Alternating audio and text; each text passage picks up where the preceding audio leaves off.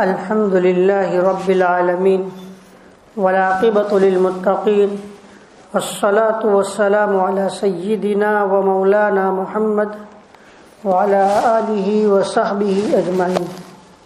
أما بعد فأعوذ بالله من الشيطان الرجيم. بسم الله الرحمن الرحيم. والذين يؤذون المؤمنين والمؤمنات بغير ما اكتسبوا فقد احتملوا بهتانا وإثما مبينا. وقال النبي صلى الله عليه وسلم: المسلم من سلم المسلمون من لسانه ويده والمؤمن من أمنه الناس على دمائهم وأموالهم. وقال النبي صلى الله عليه وسلم: كل المسلم على المسلم حرام دمه وماله وعرضه.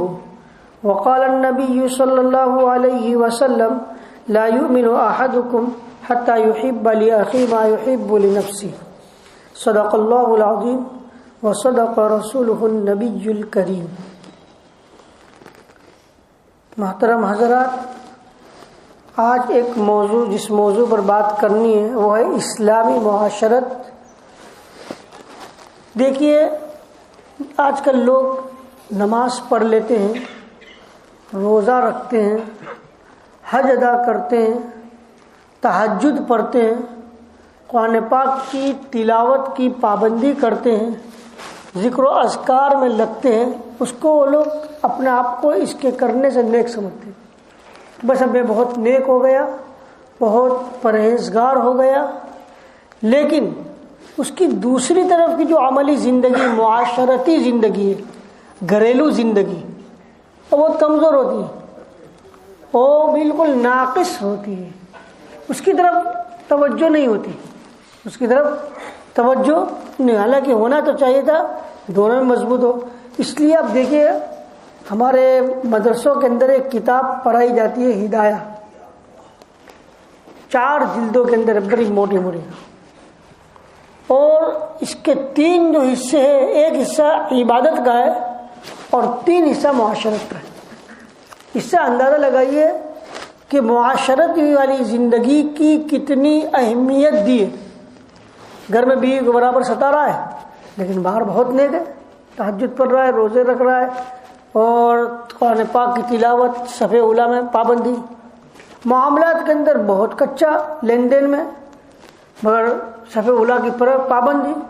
لوگ کیا سمجھتے؟ بڑا نیک، وہ خود بھی اپنے آپ کو نیک سمجھتا ہے.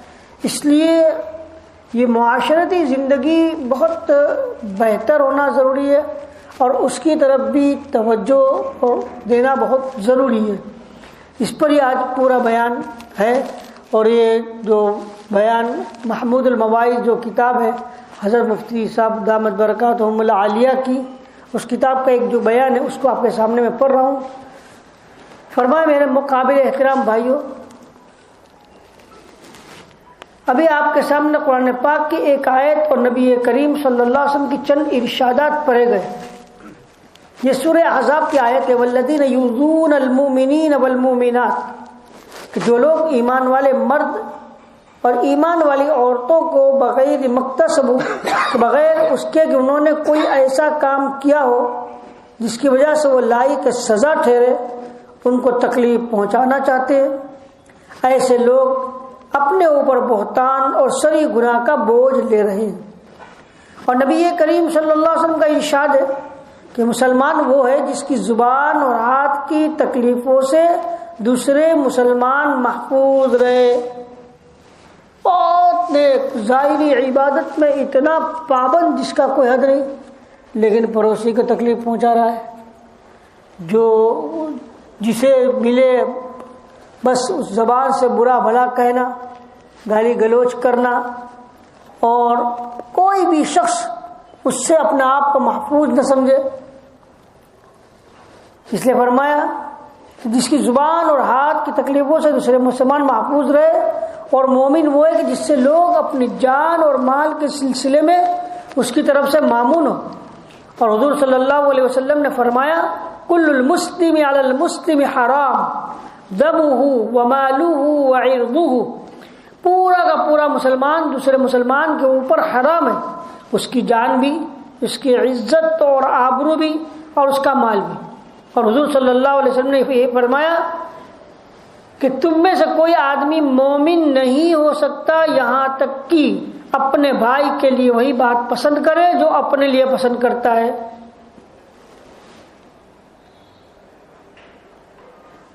دین کے کل 5 شعبے ہیں۔ ایک تو عقائد کا شعبہ، ایک عقائد کا کہ اپنے عقیدوں کو درست کرے، اللہ تعالیٰ کی ذات اور صفات اور حضرات انبیاء کی نبوت اور رسالت اور قیامت، جنت و دوزخ وغیرہ جو ہمارے عقائد ہے ان کو درست کرے۔ یہ تو گویا بنیادی چیز ہے۔ اس لیے عقیدے میں اگر کوئی کمی رہ گئی تو اس کی وجہ سے آدمی مومن نہیں رہتا۔ عبادت میں کمی رہے گی تو مومن رہے گا، ایمان سے نہیں نکلے گا۔ لیکن عقیدے میں کمی ہو گئی، جنت کو نہیں مان رہا ہے، دوزخ کو نہیں مان رہا ہے، اور نبی کی نبوت اور رسالت میں کوئی شک و شبہ ہے، تو اگر کوئی شخص کے اندر عقیدے میں کمی آ رہی ہے تو پھر یاد رکھیے اس کے ایمان کے لالے۔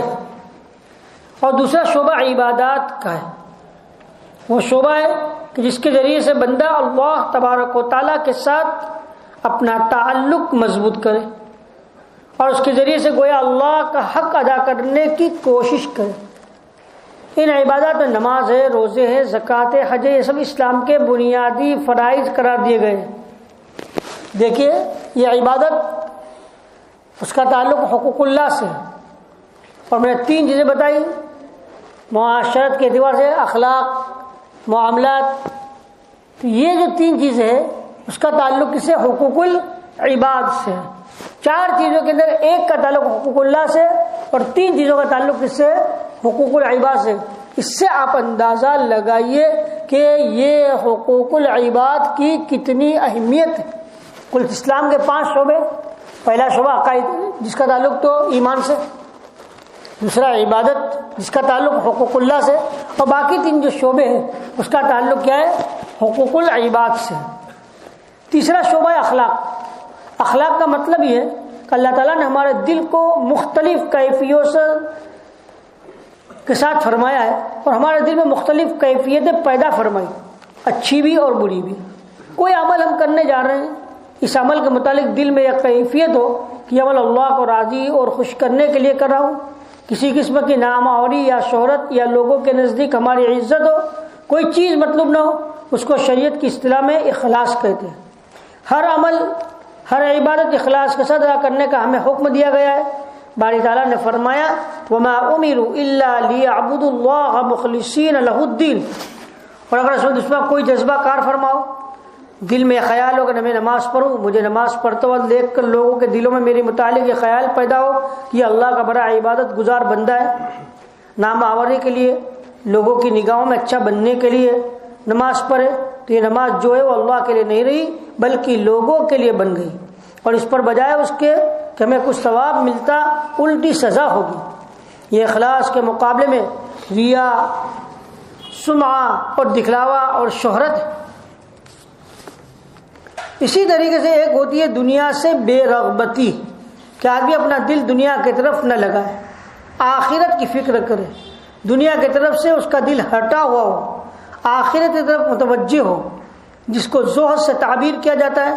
اور اس کے مقابلے میں دنیا کی محبت، یہ دنیا کی محبت یہ جس کی وجہ سے آدمی بہت سے گناہ کرتا ہے۔ لکھا ہے کتابوں کے اندر جتنے بھی گناہ ہوتے ہیں اس میں اکثر گناہ دنیا کی محبت کی بنیاد پر۔ چوری کیوں کرتا ہے انسان؟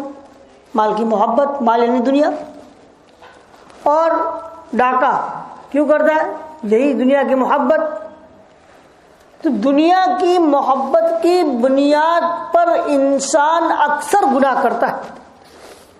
اس لیے خاص طور پر کہا جاتا ہے کہ انسان کو دعا کری جائے اللہ ہمارے دل میں سے حب دنیا نکال دے۔ آپ نے ایک حدیث شریف پڑھی ہوگی، نبی کریم صلی اللہ علیہ وسلم کا ارشاد ہے کہ ایک زمانہ آئے گا ایسا جسے آج ہم لوگ اپنی آنکھوں سے دیکھ رہے، وہ زمانہ آ گیا کہ اہل کفر کے لوگ مسلمانوں کو اس طرح ہلاک کریں گے، ختم کریں گے جیسے کہ ایک بڑا پیالہ ہو، بڑا تھال ہو اور اس میں سب کھانے رکھے ہو تو انسان جہاں سے چاہے اٹھا سکتا ہے، یہاں سے لیا، یہاں سے لیا، یہاں سے لیا، یہاں سے لیا. اسی طریقے سے وہ لوگ چن چن کر سب کو ختم کریں گے. تو صحابہ کرام رضوان اللہ تعالی اجمعین نے پوچھا یا رسول اللہ صلی اللہ علیہ وسلم شاید اس وقت مسلمانوں کی تعداد کم ہوگی تبھی تو یہ لوگ اتنا سارا ہم پر حاوی ہو جائیں گے. آپ نے فرمایا نہیں، بہت زیادہ ہوگی، آج کم ہے تعداد اتنی ہے، پھر بھی دیکھیے کیا حالت ہے ہماری. تو فرمایا پھر کیا بات ہے کہ اس کے اندر وہن پیدا ہو جائے گا. وہن سے مراد کیا؟ فرمایا وہن سے مراد یہ حب الدنیا و کراہیت الموت، کہ جب دو چیزیں مسلمانوں کے اندر پیدا ہو جائے، ایک دنیا کی محبت اور دوسرا موت کو برا سمجھنا، تو پھر سمجھ جاؤ کہ وہ زمانہ آ گیا کہ سب لوگ مسلمانوں کو اس طریقے سے ختم کرنے کی کوشش کریں گے.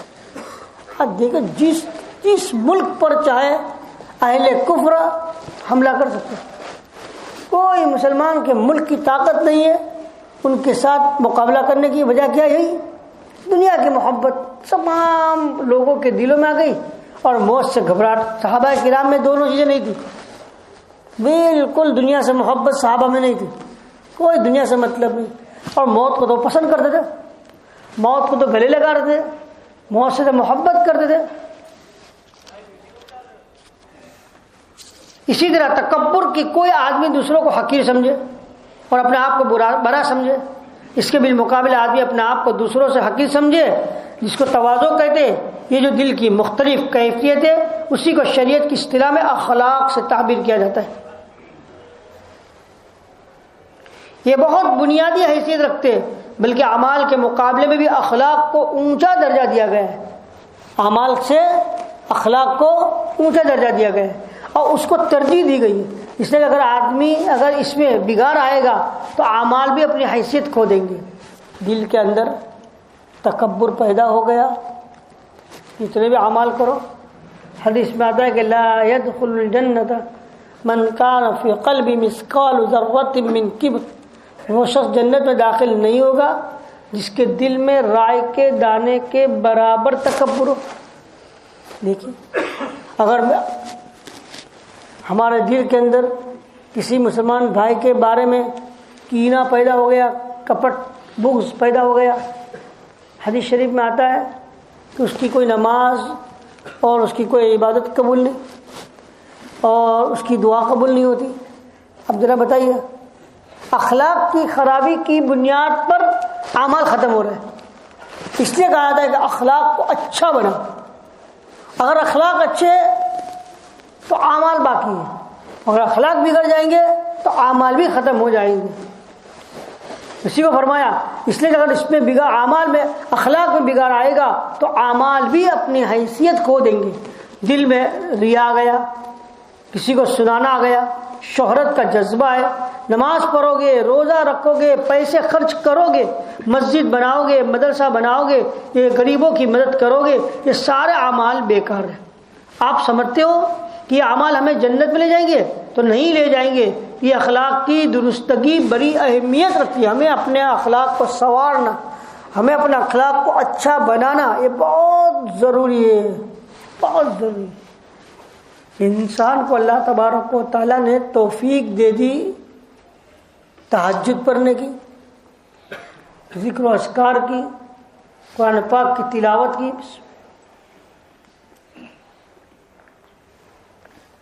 قرآن پاک کی تلاوت کی، لیکن یہ ساری عبادتیں کر کے جو بیچارہ رات کو سویا ہوا ہے نا اس کو حقیر سمجھے، سویا پڑا ہے. دیکھو اللہ نے مجھے کیسی عبادت کی توفیق دی، میں تہجد پڑھ رہا ہوں. تیری تہجد بیکار ہے، تیری تہجد بیکار ہے. غالباً سفیان ثوری رحمۃ اللہ علیہ کا یہ واقعہ ہے. ایک مرتبہ رات کو تہجد پڑھی، تہجد کے پڑھنے کے بعد باہر نکلے، کچھ لوگ سوئے ہوئے تھے تو ان کے دل میں ان کی زبان پر جملہ آیا، کیسے لوگ ہیں سوئے ہوئے ہیں. اللہ تبارک و تعالیٰ نے 6 مہینے تک تہجد کے پڑھنے کی توفیق ان سے ختم کر دی. اتنی مرا روئے گر گرائے، پھر اللہ نے معاف فرمایا اور پھر اللہ نے توفیق دی۔ بعضی مرتبہ انسان اچھے اعمال کرتا ہوتا ہے لیکن اپنے اعمال کے نتیجے میں وہ اپنے اس کے اندر عجب پیدا ہو جاتا ہے، برائی پیدا ہو جاتی ہے، پھر اللہ تبارک تعالیٰ اسے اس اعمال کی توفیق کیا کر لیتے، سلب کر لیتے، ختم کر لیتے۔ یہ بہت ڈرنے کا مقام ہے، کام کرتے ہوئے، عمل کرتے ہوئے ڈرنے کا مقام ہے کہ اللہ رب العزت اگر کوئی نیک عمل کرنے کی توفیق عطا فرماتا ہو تو اس نیکی پر اترانا، نیکی پر تکبر، نیکی پر عجب، کبر، یہ بہت خطرناک چیز ہے۔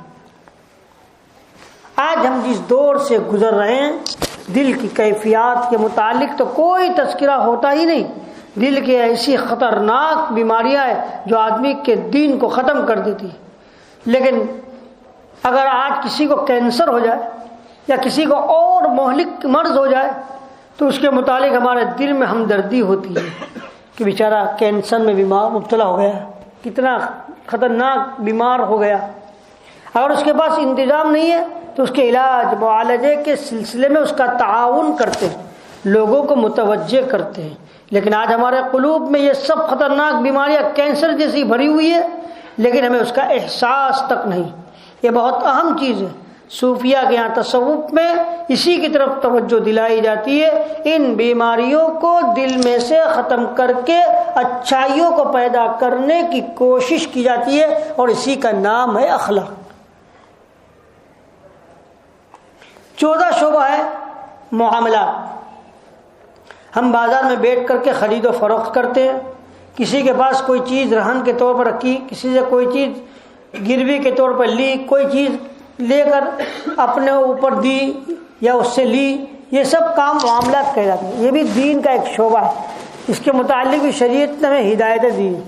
آج معاملات میں بہت کچے، لین دین میں کیا ہو گیا، کسی کے پاس سے تجارت کا مال لیا، اب پیسے کی ادائیگی میں ٹال مٹول، اور یا کسی سے کوئی قرض لیا، قرض کی ادائیگی میں ٹال مٹول بہت ہو رہا ہے۔ معاملات کی کمزوری آج ایسی ہو گئی جس کی کوئی نہیں۔ بہت سے بڑے بڑے تاجر مسلمانوں کو مال نہیں دیتے، کیوں بھئی؟ یہ لوگ دینے کے بعد وقت کے اوپر پیسے ادا کرتے نہیں۔ یہ کتنا ہمارا برا حال، اور لوگوں کی نظروں میں ہم کتنے گرے ہوئے، کیوں؟ اس وجہ سے کہ ہم معاملات میں ہمیں کمزوری ہے، معاملات میں پکا ہونا چاہیے۔ اسی لیے حضرت عمر رضی اللہ تعالیٰ عنہ نے ایک مرتبہ کسی کے بارے میں کچھ پوچھا کہ فلاں کیسا ہے، تو ایک صحابی رضی اللہ تعالیٰ عنہ نے کہا کہ وہ تو بہت اچھا ہے، بہت نیک ہے، یہ ہے وہ ہے، تعریف کی۔ حضرت عمر رضی اللہ تعالیٰ عنہ نے فرمایا کہ آپ اس کی تعریف کر رہے ہو تو کیا آپ نے کبھی اس کے ساتھ کوئی سفر کیا ہے؟ تو کہا نہیں۔ تو کوئی معاملہ کیا ہے لین دین کا؟ تو کہا نہیں۔ تو پھر آپ تعریف کرو، اس کا مطلب لگتا ہے کہ آپ نے اس کو مسجد میں بہت زیادہ سجدہ کرتے ہوئے دیکھا ہوگا، اس لیے آپ نے اس کو نیک سمجھ لیا۔ معلوم ہوا صرف نیکی یا کسی کو اچھا سمجھنا یا کوئی دیندار سمجھنا، صرف نماز مسجد میں آ کر صف اولیٰ کے ساتھ پڑھ رہا ہے، اس کو اپنا اچھا سمجھ لیا، اس سے انسان اچھا نہیں ہوتا، وہ بھی اچھا ہے، لیکن اس سے بھی بڑھ کر چیز یہ ہے کہ انسان معاملات میں مضبوط، معاشرت میں مضبوط، اخلاق اس کے عمدہ، تب وہ اس کی نمازیں، اس کے روزے، اس کے حج، اس کی زکوٰۃ کام آئے گی۔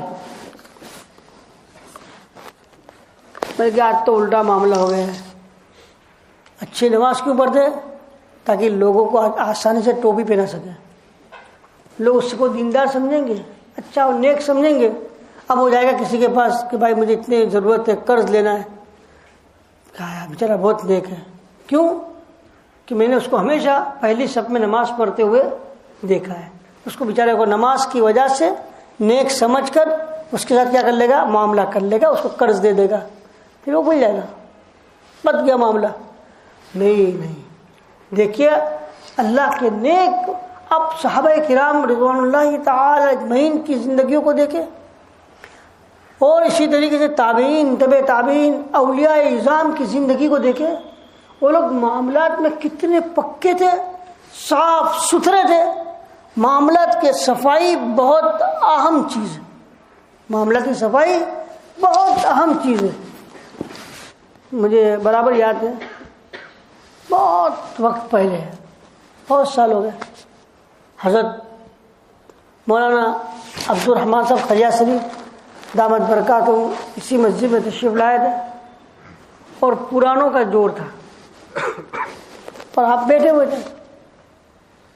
فرمایا کہ ہمارے ساتھی کئی وقتوں لگا کے ذمہ دار بن جاتے ہیں، مگر کسی کے کچھ لیا ہوتا ہے، کسی کو دیا نہیں ہوتا ہے، اور وہ کرسی پر بیٹھ کر بات کرتے ہیں تو اس کی بات سنے گا کون؟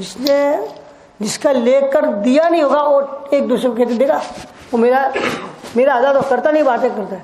ایک عالم ہے، بڑی بڑی باتیں کر رہا ہے، کرسی پر بیٹھ کر بڑی بڑی تقریریں کر رہا ہے، مگر اگر کسی کا مال لے کر دیا نہیں ہوگا تو اس عالم کی بات، اس وائز کی بات، اس ناصح اور نصیحت کرنے والے کی نصیحت وہ سنے گا تو کہے گا بیٹے بیٹے بڑی بڑی باتیں کرتا، دیتا تو ہے نہیں، اور لوگوں اس کے دل کے اندر اس کی برائے.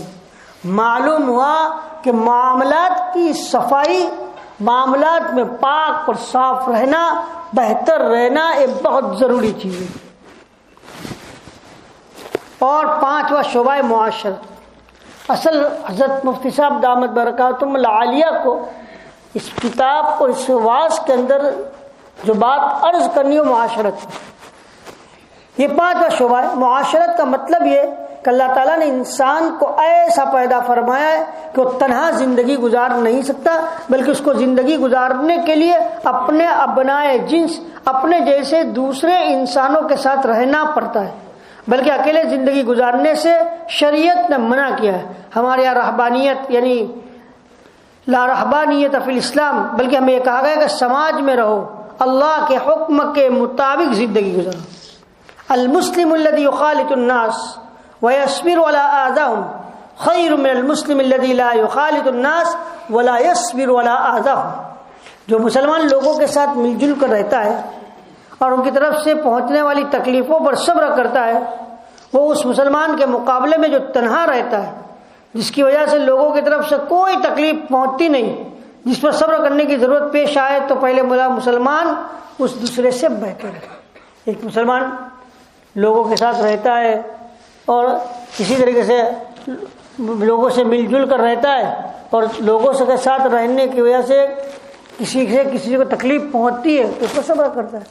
یہ بہتر ہے اس سے الگ تھلگ رہے، کسی سے کچھ ملے نہیں، کسی کے ساتھ جاوے نہیں، کہیں کرے نہیں، اس سے کہیں زیادہ بہتر وہ پہلا مسلمان ہے.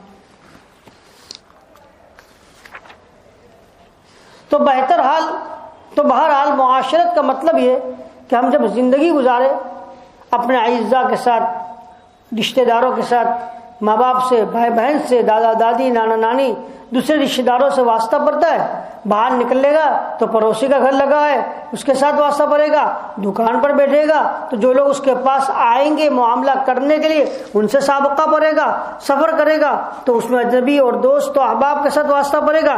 یہ جو مختلف مواقع میں لوگوں کے ساتھ واسطہ پڑتا ہے، اس وقت ان کے ساتھ کیا معاملہ کیا جائے، کس طرح پیش آئے، اس کا طریقہ بھی شریعت نے بتلایا ہے، اور اسی کو شریعت کی اصطلاح میں معاشرت کہتے ہیں.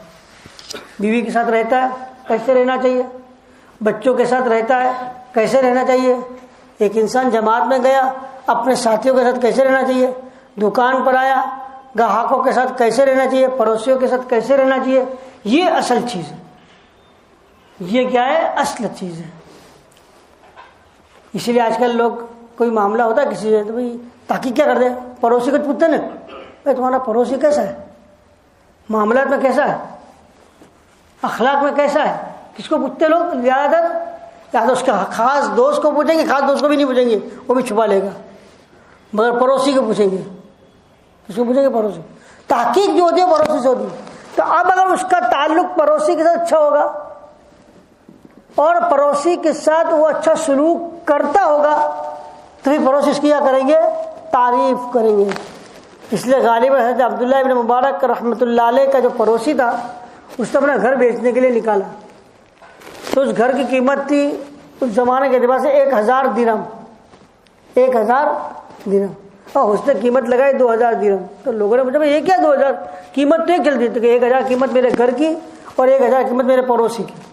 میرا پڑوسی بہت اچھا ہے، میرا پڑوسی بہت اچھا ہے، اس میں 1000 درہم میرے پڑوسی کی نکالتا ہوں. معلوم ہوا کہ انسان کی کیا کیا حیثیت ہے اور انسان کتنا مضبوط ہے اخلاق کے اعتبار سے. اس کو جاننے کے لیے اس کو پڑوسی کو پوچھو. پڑوسی کو پوچھو گے تو پتہ چل جائے گا کہ وہ اخلاق کے اعتبار سے کتنا مضبوط ہے.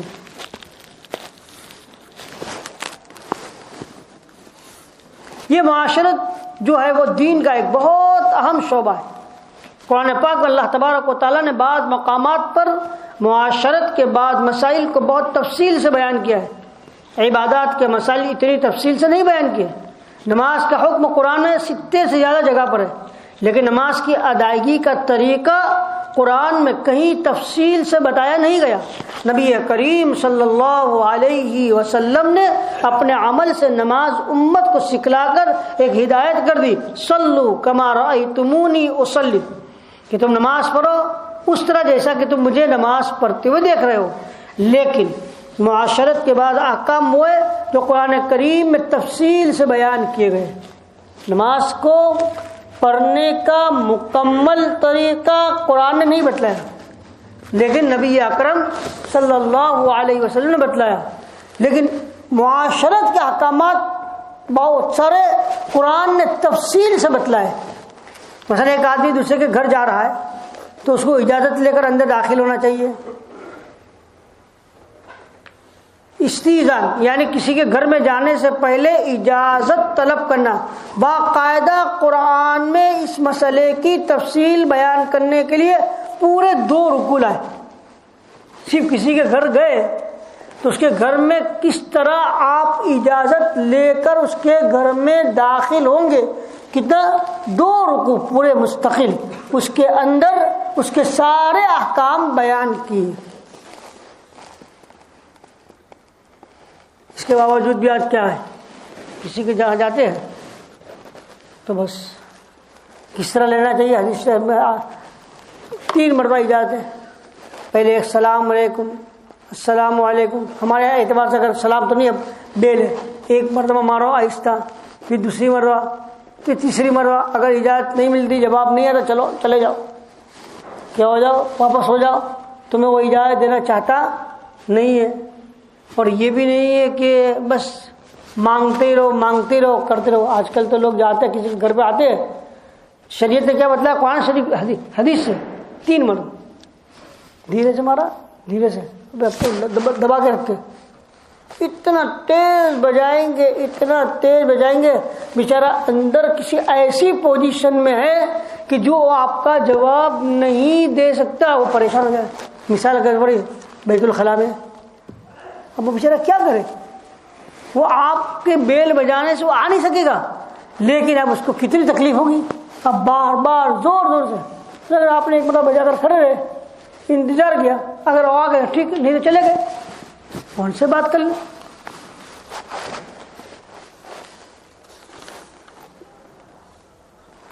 میاں بیوی کے آپس کے معاملات کے سلسلے میں قرآن پاک میں بعض مسائل بڑی تفصیل کے ساتھ بیان کیے کہ میاں بیوی کے آپس میں معاملے کے ساتھ تعلق رکھنے والے مسائل کو بہت تفصیل سے بیان فرمائے، جبکہ نماز کے مسائل اتنی تفصیل سے بیان نہیں کیے گئے.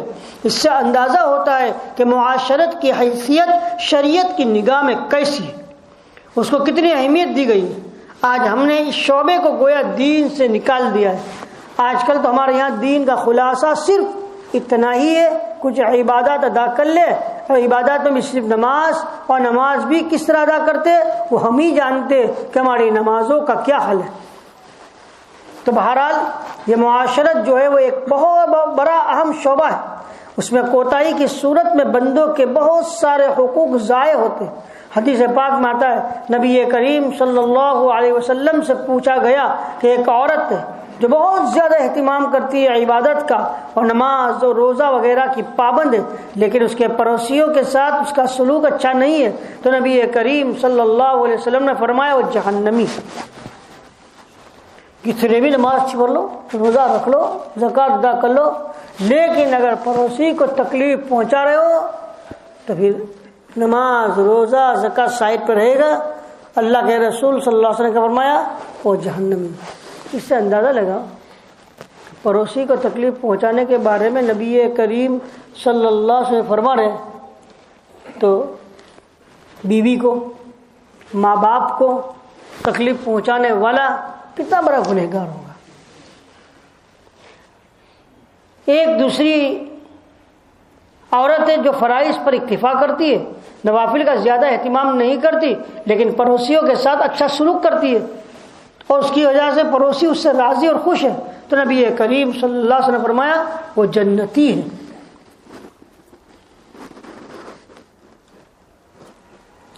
حضرت تھانوی رحمۃ اللہ علیہ فرمایا کرتے تھے مجھ سے جو اصلاحی تعلق رکھنے والے ہیں ان میں سے کسی کے متعلق مجھے یہ معلوم ہو جائے کہ وہ معمولات میں کوتاہی کرتا ہے، جو اس کو معمولات دیے گئے اس میں کوتاہی کرتا ہے، اس کو 10 تسبیحات بتائی گئی وہ اس کے بجائے 5 کرتا ہے تو رنج تو ہوتا ہے، تکلیف تو ہوتی ہے.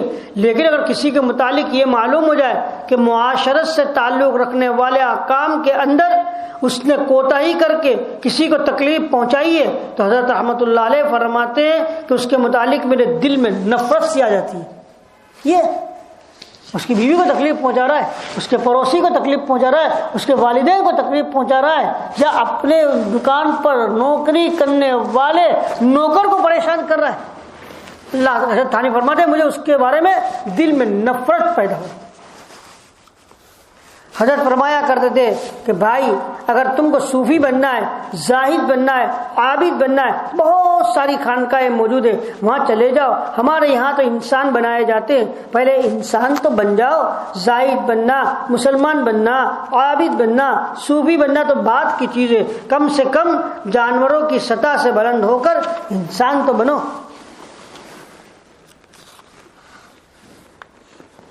ابھی آپ کے سامنے جو ارشاد پیش کیے گئے المسلم من سلم المسلمون من لسانه ویدہ، مسلمان وہ ہے یعنی حقیقی مسلمان کہ جس کی زبان اور ہاتھ سے کسی کو تکلیف نہ پہنچے. بعض مرتبہ کیا ہوتا ہے یار اس کو کچھ تہمت معلوم نہیں، ابھی کیا کچھ بول دے گا پتہ نہیں، اس کا کوئی ٹھکانہ نہیں، ابھی کیا بول دے گا، اس کی زبان سے کیا نکلے گا. لوگ ڈرتے اس کو کچھ کہنے سے. تو معلوم ہوا حدیث شریف نبی کریم صلی اللہ علیہ وسلم فرماتے مسلمان وہ ہے کہ حقیقی مسلمان کون ہے کہ جس کی زبان اور ہاتھ سے کسی کو تکلیف نہ پہنچے. بھائی دیکھیے کوئی مسلمان نماز نہیں پڑھتا تو اس کے نماز نہ پڑھنے کی وجہ سے کوئی اس کو کافر نہیں کہتا، لیکن لوگ بہرحال یہ ضرور کہیں گے کہ کیسا مسلمان ہے، مسلمان ہے وہ نماز نہیں پڑھتا، گویا یہ حقیقی مسلمان نہیں ہے. اسی طریقے سے جو شخص دوسروں کو اپنی زبان اور اپنے ہاتھ سے تکلیف پہنچاوے، حضور صلی اللہ علیہ وسلم فرماتے کہ وہ حقیقی مسلمان نہیں ہے. یہ زبان جو ہے وہ اللہ تعالیٰ کی بڑی عجیب اور غریب نعمت ہے. اس کو صحیح استعمال کرنے اور اس کی حفاظت کی بڑی تاکید احادیث میں آئی ہے. عجیب بات ہے، اللہ رب العزت نے کتنی بڑی نعمت زبان دی ہے. ہونا تو یہ چاہتا کہ زبان کی نعمت سے بہت کچھ حاصل کرتا، نیکیاں کماتا، اللہ کو راضی کرتا، لیکن اس کے بجائے یہی زبان غلط جگہ پر استعمال کرتا ہے. جھوٹ بولنے میں زبان، چگلی کھانے میں زبان، غیبت کرنے میں زبان، گالی گلوچ کرنے میں زبان. حالانکہ کتنی عمدہ چیز. اس لیے امام غزالی رحمۃ اللہ علیہ فرماتے کہ زبان کیسے کیا ہے، جرمہ صغیر و جرمہ کبیر. اس کی سائز بہت چھوٹی لیکن اس سے اس کے گناہ بڑے بڑے، بہت بڑے بڑے گناہ. اس زبان کو جو ہم کیچی کی طرح استعمال کرتے اور کچھ نہ کچھ بول دیتے ہیں، بڑی خطرناک چیز.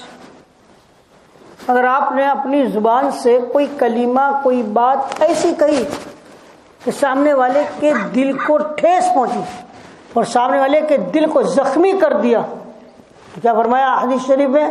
ابن ماجہ شریف کی روایت ہے، نبی کریم صلی اللہ علیہ وسلم نے حضرت عبداللہ بن مسعود رضی اللہ تعالیٰ عنہ سے روایت ہے کہ حضرت عبداللہ بن مسعود رضی اللہ تعالیٰ عنہ فرماتے ہیں کہ ایک مرتبہ میں رسول اللہ صلی اللہ علیہ وسلم کے ساتھ طواف کر رہا تھا. طواف کے دوران آپ صلی اللہ علیہ وسلم کھڑے ہو گئے.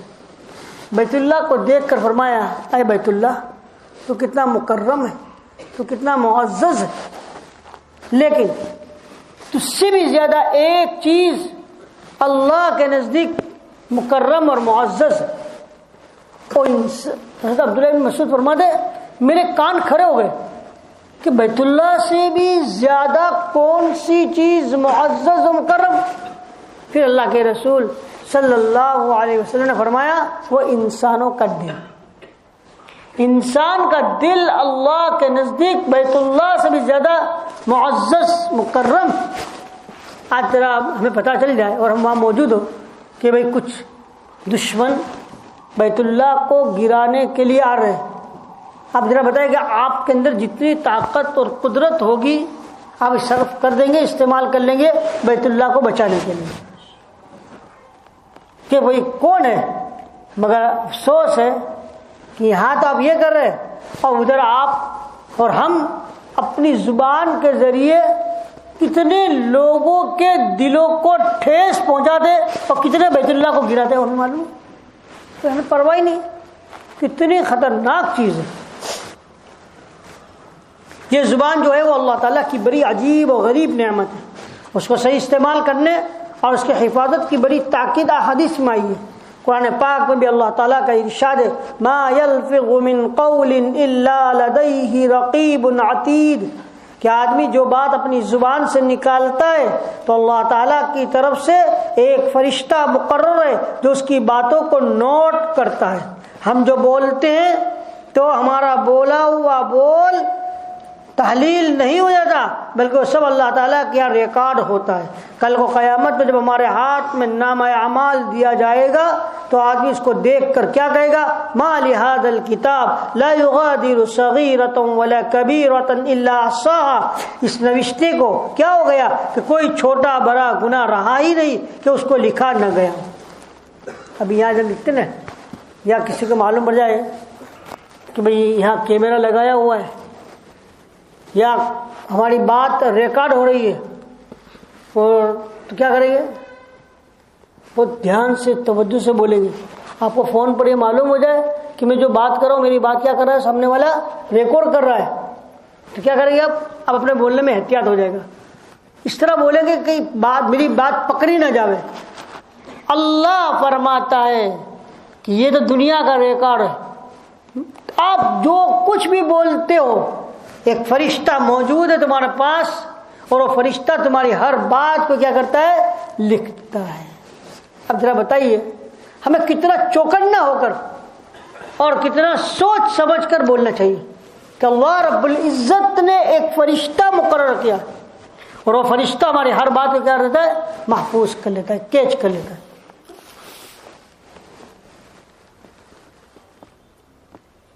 ہمارا حال تو یہ کہ اگر اب سے 5 منٹ پہلے کوئی کچھ بولا ہو پھر اس سے کہا جائے کہ ابھی تو نے یہ کہا تھا تو وہ کہے گا نا میں نے کہا ہے۔ 4 آدمی اگر کہیں گے تم نے کہا تھا تو وہ کہے گا کہ بھول ہو گئی۔ حضور صلی اللہ علیہ وسلم فرماتے لا تکلم بکلام تعتذر منہ غدا، اپنی زبان سے کوئی ایسی بات نہ نکالو جس کے متعلق تم کو بعد میں معذرت پیش کرنی پڑے، معافی تلافی کرنی پڑے کہ بھائی مجھ سے بھول ہو گئی۔ پہلے سے سوچ کر بولو، اس لیے فرمایا تول کر بولو سوچ کر بولو، پہلے تولو پھر بولو، ایک دم سے بولو مت۔ حضرت تھانی رحمۃ اللہ فرماتے تولو اور پھر بولو۔ زبان بڑی اہمیت رکھتی ہے۔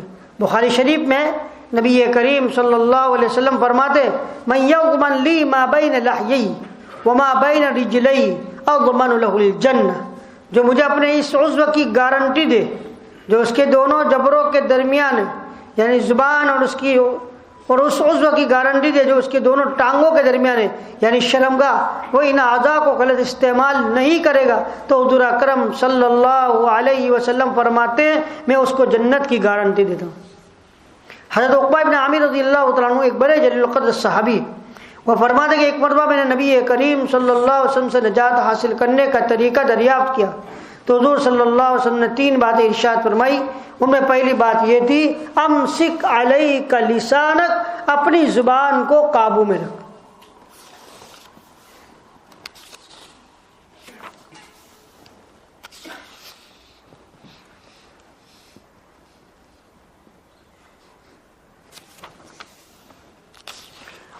دوسرا ارشاد جو ابھی آپ کے سامنے پڑھا گیا، لا یؤمن احدکم حتی یحب لأخیہ ما یحب لنفسہ، زبان کے معاملے میں بھی اگر ہم کسی کو کوئی بات کہنا چاہتے ہیں تو سوچے، ایک تو یہ کہ کل قیامت میں اللہ تعالیٰ کو مجھے اس کے بارے میں جواب دینا ہے، دوسرا ہے کہ جو بات دوسرے کو کہنے جا رہا ہوں اگر یہی بات مجھے کہی جائے تو کیا مجھے یہ بات گوارا تھی؟ اگر ہم کسی کے بارے میں کوئی برائی بیان کرے وہ تو ایسا ہے وہ تو ایسا ہے، تو پھر یہ سوچو کہ جو بات میں فلاں کے بارے میں کہنے جا رہا ہوں اگر یہی بات میرے بارے میں کہی جائے تو مجھے پسند ہوگا کہنا میرے بارے میں؟ تو کہ جب تمہیں وہ بات تمہارے بارے میں پسند نہیں ہے تو تم دوسرے کے بارے میں وہ بات کیوں کہہ رہے ہو؟ احب للناس ما تحب لنفسک، لوگوں کے لیے بھی وہی چیز پسند کرو جو اپنے لیے پسند کرے۔ کیا آپ چاہتے ہو کہ تمہاری غیبت کی جائے، تم کو برا بھلا کہا جائے لوگوں کے مجمع کے اندر؟ تو پھر تم بھی کیوں ایسا کرتے ہو فلاں کے بارے میں؟ ایسا جو بات اپنے لیے پسند کرو وہی بات اپنے بھائی کے لیے پسند کرو۔ میں کہتا ہوں اگر یہ حدیث پر عمل ہو جائے نا، سب لڑائی جھگڑے کیا ہو جائے ختم۔ جو اپنے لیے پسند کرو اپنے بھائی کے لیے وہی پسند کرنا ہے۔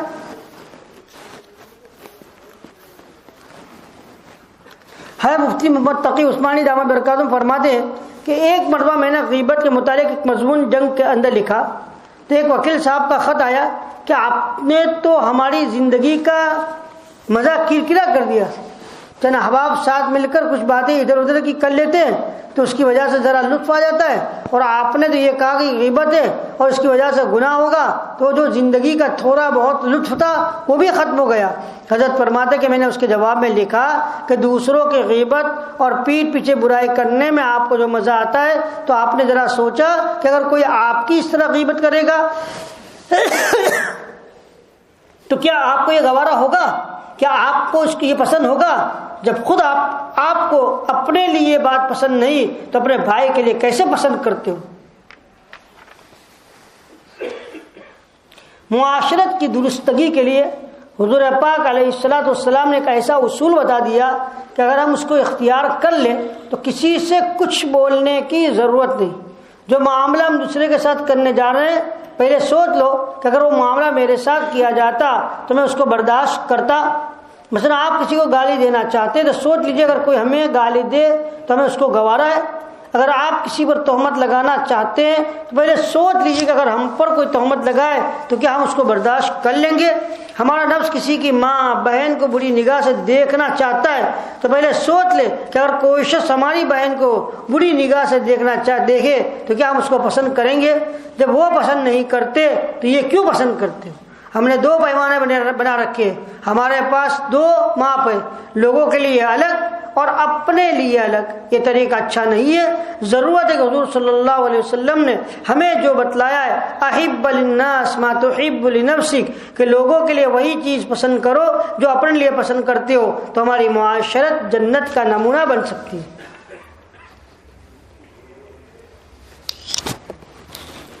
دیکھیے جماعت کے ساتھ نماز پڑھنے کی شریعت میں اس کی بہت تاکید آئی ہے۔ احادیث میں آتا ہے کہ نبی کریم صلی اللہ علیہ وسلم فرماتے جو لوگ جماعت میں شریک نہیں ہوتے، عشاء کی جماعت میں یا فجر کی جماعت میں، تو میرا جی چاہتا ہے کہ مسجد میں کسی کو نماز کے لیے کھڑا کر کے میں ان کے گھروں میں جاؤں، جو لوگ جماعت میں شریک نہیں ہوتے ان کے گھروں کو آگ لگا دوں۔ اتنی زیادہ تاکید ہے۔ اور جماعت چھوڑنے والے کی گواہی بھی شریعت قبول نہیں کرتی۔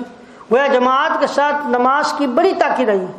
خود نبی کریم صلی اللہ علیہ وسلم مرض الوفات میں جس بیماری میں نبی کریم صلی اللہ علیہ وسلم کی وفات ہوئی، اتنا اہتمام کیا کہ دو آدمیوں کے سہارے سے پاؤں مبارک کو گھسیٹتے ہوئے مسجد میں آئے۔ جب اس کی بھی طاقت نہ رہی تب آپ نے چند نمازیں گھر میں ادا کی۔ لیکن اس کے باوجود ایک آدمی ہے جس کو کوئی ایسی بیماری ہے جس کی وجہ سے اس کے جسم سے بدبو آتی ہے، منہ سے بدبو آتی ہے، بیماری کی وجہ سے بدبو آتی ہے۔ اب اگر وہ مسجد میں جماعت سے نماز پڑھنے کے لیے جائے گا تو اس کی وجہ سے لوگوں کو تکلیف ہوگی۔ اسلام اس کو کہتا ہے کہ بھائی اب تم کو جماعت سے نماز کی ضرورت نہیں، اپنے گھر میں پڑھو، تم کو وہاں بیٹھے بیٹھے جماعت کا ثواب مل جائے گا، مسجد میں آنے کی اجازت نہیں۔ تمہارا آنا لوگوں کے تکلیف کا باعث ہے۔ لوگوں کو تکلیف پہنچانا کتنا بڑا گناہ ہے۔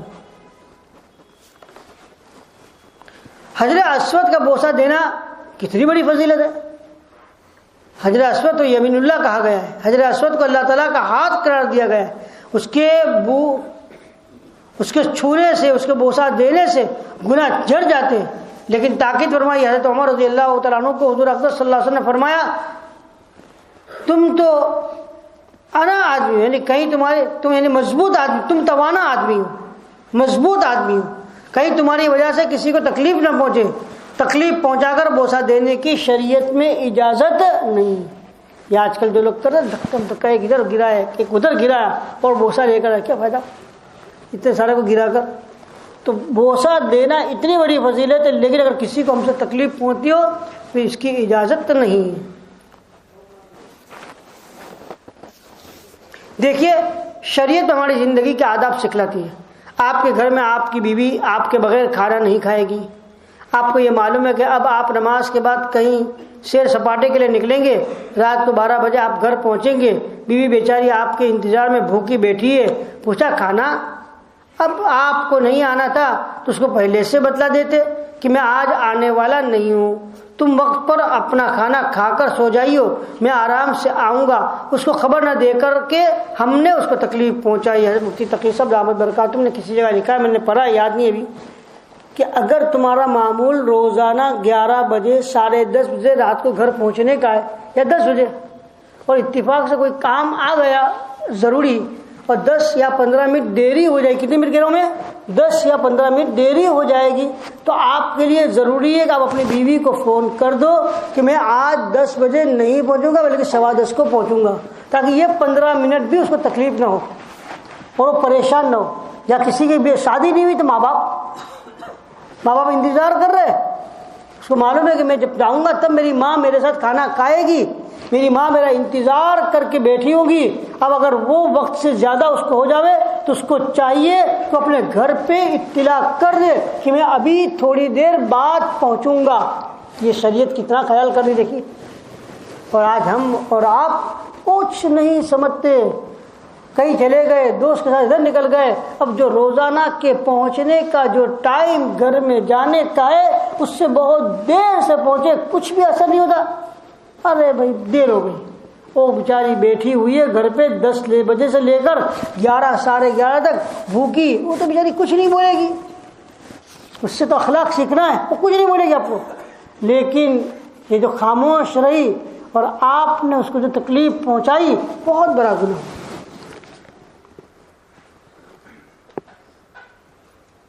کیونکہ آپ نے بیچاری کو کبھی اس قابل ہی نہیں سمجھا کہ اس کی تکلیف کا خیال کیا جاتا، سلام تک کرنے کی روادار نہیں۔ حالانکہ حضور صلی اللہ علیہ وسلم فرماتے جب آپ گھر میں جائے تو پہلے سلام کریں۔ ایک جگہ ایک بھائی کو بتایا گیا کہ جب گھر میں جاؤ تو سلام کرو، تو کہنے لگا کہ عورتوں کو بھی سلام کیا کرنے کا؟ یہ ہمارا حال ہے، اس اللہ کی بندی کو اس لائق ہی نہیں سمجھتے کہ اس کو سلام کیا جائے۔ نبی کریم صلی اللہ علیہ وسلم کا ارشاد ہے، خیرکم خیرکم لأہلی وانا خیرکم لأہلی، تم میں سب سے بہتر وہ ہے جو اپنے گھر والوں کے ساتھ اچھا سلوک کرے، اور میں اپنے گھر والوں کے ساتھ اچھا سلوک کرتا ہوں۔ حضور صلی اللہ علیہ وسلم نے بہتری کا معیار اپنی بیوی کے ساتھ حسن سلوک کو قرار دیا ہے۔ ایک آدمی کا اخلاق کی ساری دنیا تعریف کرے، وہ بہت دیکھے، بہت اچھا ہے، ارے بہت خوش مزاج ہے، بہت اچھے ہے، گھر میں جا گیا منہ چل کے بیٹھ جائے، کچھ بولے ہی نہیں۔ اب بتائیے اس بیوی کو کتنی تکلیف ہوگی، ماں باپ کو کتنی تکلیف ہوگی۔ باہر تو لوگ بہت تعریف کر رہے اور گھر کے اندر گئے کچھ نہیں، بہت سے ایسے اور بہت بولتے اور ہنس ہنس کر بولیں گے، بلکہ لوگوں کو ہنسائیں گے بھی، اور گھر گئے تو بالکل چپ چاپ کچھ نہیں، اس کو دیکھ کر بھی پریشانی ہو۔ ایک آدمی کا اخلاق کی ساری دنیا تعریف کرے لیکن گھر والوں کو اس سے تکلیف پہنچتی ہے، تو ایسے اچھے اخلاق کا کیا فائدہ کہ جس کے فائدے سے اس کے گھر والے ہی محروم ہو۔ ساری دنیا کو فائدہ پہنچایا تو کس کام کا؟ تو مطلب یہ ہے کہ جن کو آپ کے اخلاق کی سب سے زیادہ فائدہ پہنچنا چاہیے وہ تکلیف میں، تو اس کا فائدہ کیا ہوا؟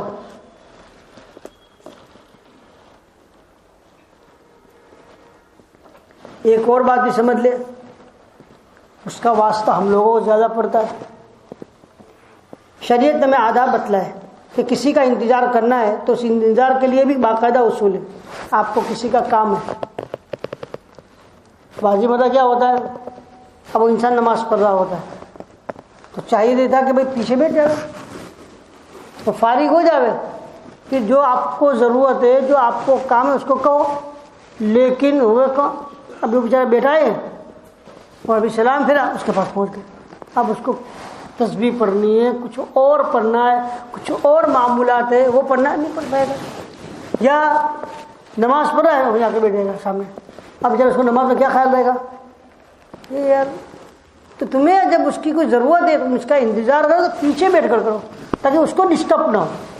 اسی کو کہہ رہے کہ اگر انتظار کرنا ہے اس کا, ایک آدمی نماز پڑھ رہا ہے ہمیں اس سے کام ہے تو ہم تو کیا کرتے ہیں اس کے پہلو پہ جا کے بیٹھ جاتے ہیں. ارے بھائی جب اس کے پاس آپ آ کر بیٹھ گئے تو اس کی نماز تو اس کی وجہ سے غارت ہو گئی, بیکار ہو گئی, اس کا ذہن تو منتشر ہو گیا, کوئی ملنے کے لیے آیا. اب اگر وہ نماز پوری بھی کرتا ہے تب بھی نماز میں جو ذہن تھا وہ نہیں رہے گا. کتابوں میں یہ بات لکھی ہوئی ہے کسی نمازی سے جب آپ کو کوئی کام ہو تو آپ اس طرح بیٹھے کہ اس کو خیال بھی نہ ہو یہ میرے انتظار میں بیٹھا ہے, تاکہ اس کی وجہ سے نماز میں اس کی توجہ جو اللہ تعالیٰ کی طرف ہونی چاہیے اس میں کوئی خلل نہ آئے. جب وہ نماز سے فارغ ہو جائے تب آپ اس کے پاس آ کر بیٹھے. اگر تسبیح فاتحہ بھی نہیں پڑھنے دیتے آگے فوراً بیٹھ جاتے. کل کی بات میں عشاء کی نماز پڑھ کے میں نے سلام پھیرا, فرض نماز پڑھ کے. اب بتائیے فرض نماز پڑھ کے انسان سلام سے استغفار پڑھتا ہے, آیت الکرسی پڑھتا ہے, تو بغل میں بیٹھا چھوٹا سا جواب دو مسئلے کا.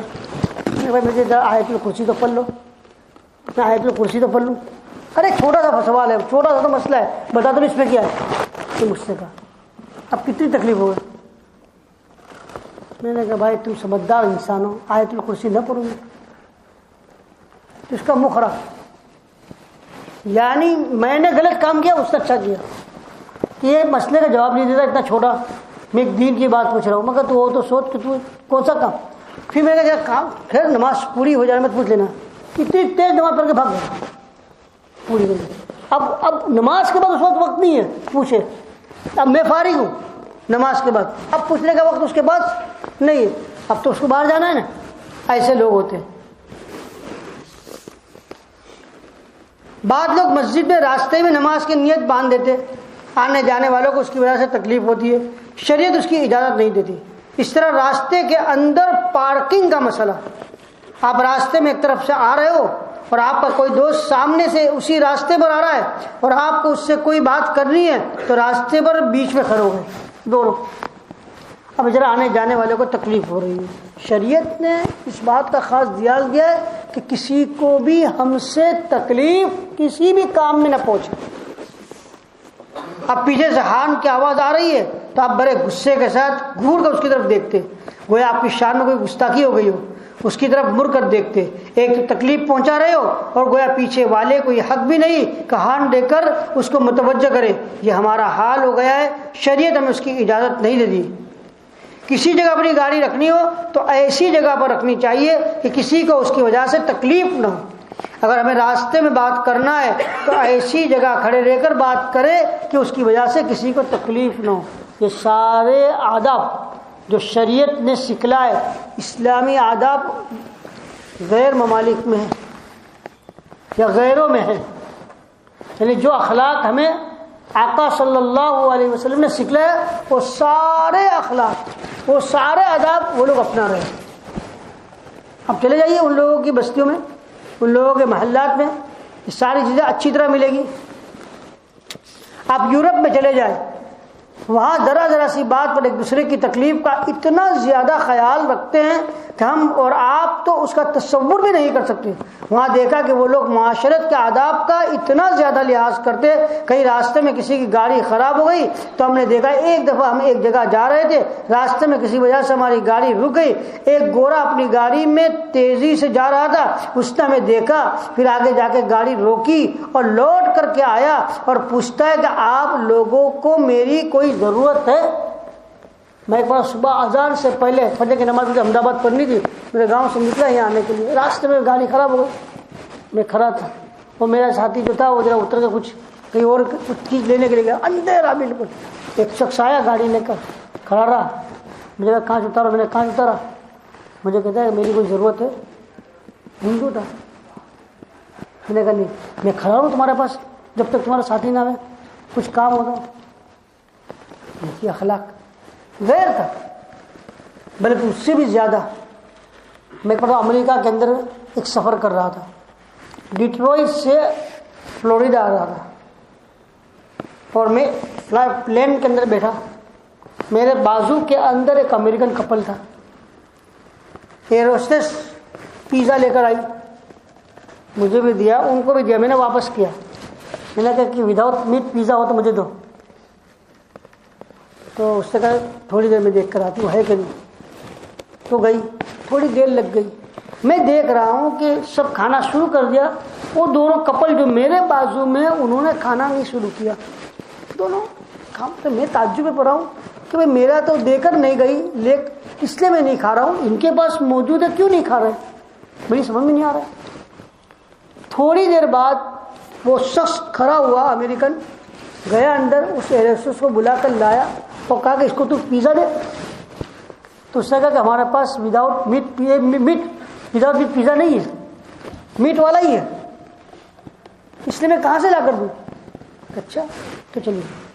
اس نے اوپر سے اپنی بسکٹس نکالی چھوٹی سی، کھولی اور اس میں سے کیڈبریز نکالی اور کہا مجھے کہ لے اس میں سے، دس از گڈ، اور لے اس میں سے. اور مجھے زبردستی اس کو کہا لے. میں نے 3-4 کیڈبری لی، اپنے پاس رکھی، اس میں بسکٹس بن کے اوپر رکھ دی، اور میں نے اس کیڈبری کا وہ ورق کھولنا شروع کیا. جیسے میں نے اس کو شروع کیا، اس سے بھی کھولنا شروع کیا. حدیث میں آتا ہے کہ تم اس وقت تک کامل مومن، تم مومن نہیں ہو جب کہ تمہارا پڑوسی بھوکا ہو، تم مومن ہو. میں پڑوسی تھا اس کا، اور اگر میں بھوکا رہوں اور وہ کھائے، ان کو اچھا نہیں لگ رہا تھا. میں نے جب کھانا شروع کیا تو اس نے کھانا شروع کیا. یہ ہے لوگوں نے رسول اللہ صلی اللہ علیہ وسلم کے اخلاق کو اپنا لیا، اور آج ہم نے ان اخلاق کو کیا کر دیا، چھوڑ دیا. اللہ تعالی ہمیں اس معاشرتی والی زندگی جو ہمیں بتلائی گئی حدیث پاک میں نبی کریم صلی اللہ علیہ وسلم، اس پر عمل کرنے کی توفیق عطا فرمائے. وآخر دعوانا الحمدللہ.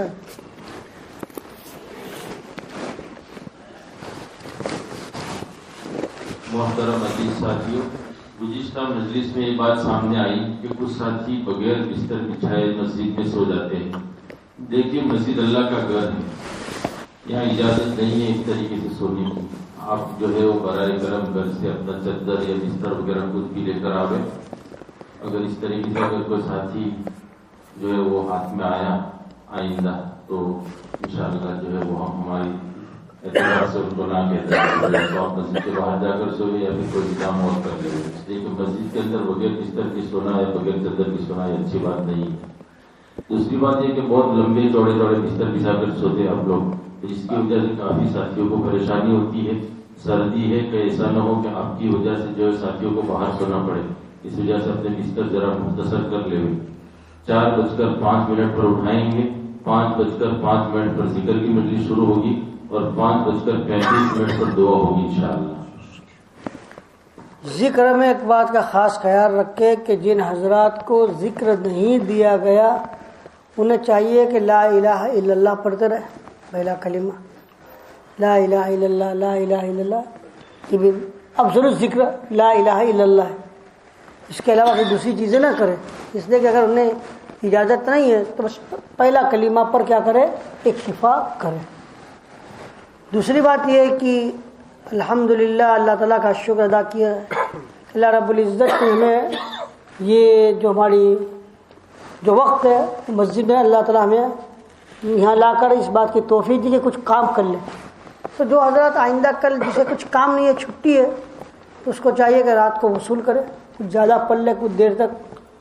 اور جو حضرات کل کام پر جانے والے ہیں تو اپنے حصے تو اپنی طاقت کے مطابق رات کو جاگے تاکہ آئندہ کل بھی اس کو پریشانی نہ ہو. لیکن وقت کو ضائع نہ کرے، وقت کو ضائع نہ کرے. اللہ نے یہ ہمیں یہاں لا کر ایک بہت بڑا احسان کیا ہے.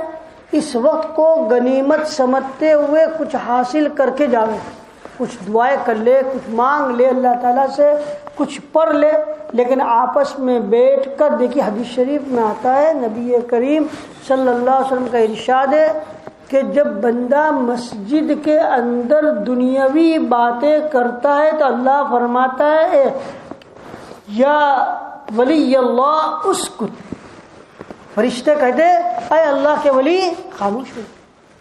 پھر بھی وہ خاموش نہیں ہوتا اور دنیاوی باتیں کرتا رہتا ہے، تو پھر فرماتا ہے یا بغید اللہ یا یا یا یا عدو اللہ اسکت، اے اللہ کے دشمن خاموش ہو جاؤ، اور پھر بھی نہیں خاموش ہوتا، یا بغید اللہ اسکت، اے اللہ کے مبغوض، ہم تو آئے تھے کچھ کمانے کے لیے، کچھ حاصل کرنے کے لیے، اور بجائے کچھ حاصل کیے اگر دنیاوی باتوں میں مشغول رہے تو یہ ہمارا ساری نیکیاں کیا ہو جائے گی، ختم ہو جائے گی، اس کا بھی خاص خیال رکھیں۔ الحمدللہ رب العالمین، اللہم صلی علی محمد وعلی آل محمد کما صلیت علی ابراہیم وعلی آل ابراہیم انکا حمید مجید، اللہم بارک علی محمد وعلی آل محمد كما باركت على إبراهيم وعلى آل إبراهيم إنك حميد مجيد، ربنا آتنا في الدنيا حسنة وفي الآخرة حسنة وقنا عذاب النار، ربنا لا تزغ قلوبنا بعد إذ هديتنا وهب لنا من لدنك رحمة إنك أنت الوهاب، رب اجعلني مقيم الصلاة ومن ذريتي ربنا وتقبل دعاء، ربنا اغفر لي ولوالدي وللمؤمنين يوم يقوم الحساب، ربنا هب لنا من ازواجنا وذرياتنا قرة اعين واجعلنا للمتقين اماما، ربنا لا تجعلنا فتنة للذين كفروا واغفر لنا ربنا انك انت العزيز الحكيم، ربنا لا تجعلنا فتنة للقوم الظالمين ونجنا برحمتك من القوم الكافرين، اللهم انا نجعلك في نحورهم ونعوذ بك من شرورهم، اللهم احفظنا من تدبير الظالمين والكافرين، اللهم اجعل تدبيرهم في تدميرهم، یا حی یا قیوم برحمتک نستغیث، یا اللہ ہمارے گناہوں کو معاف فرما، خطاؤں سے درگزر فرما، عفو و عافیت کا درگزر کا، بخشش کا، مغفرت کا معاملہ فرما، اپنی رضا نصیب فرما، اپنے رضا والے اعمال کی توفیق عطا فرما، اپنے ناراضگی والے اعمال سے یا اللہ پوری حفاظت فرما، یا اللہ تیرا شکر ہے، تیرا احسان ہے، تو نے اللہ تیرے گھر بلایا، اے اللہ ہم اس قابل بھی نہیں تھے، اے اللہ ہماری رات تو یوں ہی بیکار گزر جاتی، یہ تیرا ہی فضل ہے، تیرا ہی احسان ہے، تو نے اپنے گھر بلا کر کچھ دین کی باتیں سننے کی اور کچھ عبادت کرنے کی تو نے توفیق عطا فرمائی، اے اللہ بس اب تو صرف قبولیت سے نواز دے، اے اللہ تو ہمیشہ اپنے ساتھ وابستہ رکھ، اے اللہ تو ہمیں اپنا بنا لے، اے اللہ تمہیں ایسے اعمال کی توفیق عطا فرما جس کو تو پسند فرماتا ہے، اے اللہ تو ایسے اعمال سے ہماری حفاظت فرما جو تیرے ناراضگی والا ہو، اے اللہ ہمارے حال پہ رحم فرما، مولا کریم ہم کمزور ہیں، ہم تو کمزور ہیں، بس اللہ تو ہی ہمارے حال پہ رحم فرما، اے اللہ قدم قدم پر اپنی نصرت، اپنا فضل، اپنی مدد شامل حال فرما، اے اللہ تو ہم سے راضی ہو جا، مولا کریم یا الہ العالمین بخشش کا، مغفرت کا معاملہ فرما، مولا کریم حسن خاتمہ عطا فرما، ایمان پر موت عطا فرما، اے اللہ قبر کے عذاب سے حفاظت فرما، قیامت کے دن تیرے عرش کے سائے میں جگہ عطا فرما، اے اللہ تو نے زبان بہت بڑی نعمت دی، اے اللہ اس زبان کو غلط جگہ استعمال ہو اس سے تو ہماری حفاظت فرما، اس زبان سے اللہ تو تیرا ذکر کرنے کی اے اللہ توفیق عنایت فرما، اے اللہ زبان کے ذریعے بہت کچھ حاصل کرنے کی توفیق عطا فرما، اس زبان کی برائی سے اللہ تو ہماری پوری حفاظت فرما، مولا کریم ہمیں یا اللہ تیرے کلام پاک کی تلاوت کی زیادہ سے زیادہ اہتمام نصیب فرما، قرآن پاک کی تلاوت کے ساتھ جو سستی و غفلت ہم برت رہے اس سے ہماری حفاظت فرما، مولا کریم اپنے اور اپنے حبیب پاک صلی اللہ علیہ وسلم کی سچی پکی محبت نصیب فرما، حضور پاک علیہ الصلوۃ والسلام کی ایک ایک سنت پر عمل پیرا ہونے کی توفیق و سعادت عطا فرما، یا اللہ تو ہماری دعاؤں کا مدد اپنے فضل و کرم سے اور نبی کریم صلی اللہ علیہ وسلم کے صدقے طفیل میں قبول فرما، وصلی اللہ تعالی علی خیر خلق محمد وعلی آلہ وصحبہ اجمعین برحمتک یا ارحم الراحمین۔